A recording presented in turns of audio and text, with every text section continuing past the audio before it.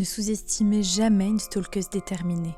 Wataru est un journaliste japonais passionné et talentueux. Malheureusement pour lui, ce n'est pas du tout de ça dont on va parler aujourd'hui, mais de sa stalkeuse Beniko.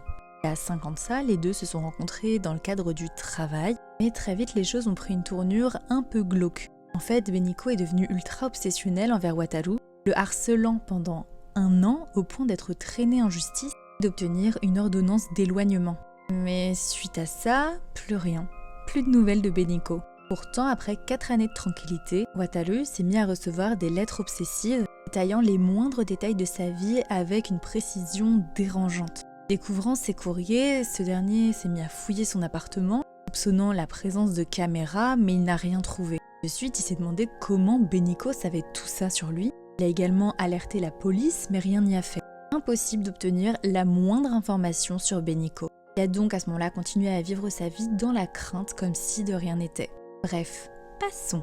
Comme si ça ne suffisait pas, il a un jour failli être renversé par une voiture dans la rue et en confrontant le conducteur, ce dernier a évoqué des miroirs de circulation déformés l'ayant perturbé. Bizarre. Wataru, énervé et choqué, s'est mis à jeter un œil pour voir si le conducteur disait vrai. Et en les regardant, il a cru apercevoir Beniko. Pourtant, quand il s'est retourné, rien. Et en regardant à nouveau, il l'a revue encore une fois et cette fois-ci de beaucoup plus près. Pourtant, à chaque fois qu'il se retournait, elle disparaissait. Il s'est mis à la chercher partout, ne la voyant que dans les miroirs, et a fini par s'enfuir terrifié sans la voir réellement. Forcément, cette histoire de miroir de circulation dévié n'a pas fait qu'une seule victime, elle a causé plusieurs accidents attirant carrément l'attention des médias. Et pour Wataru, il en était convaincu, Beniko était derrière tout ça.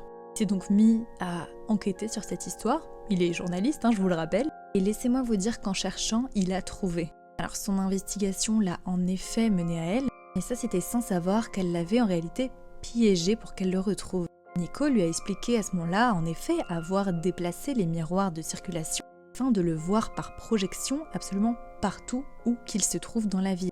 Finalement, Beniko a obtenu ce qu'elle voulait puisqu'elle a fini par attaquer Wataru avec ses cheveux, le recouvrant complètement pour les unir à jamais.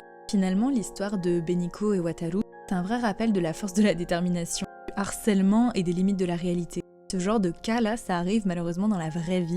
Et c'est pour ça qu'en début de vidéo je vous l'ai dit, mais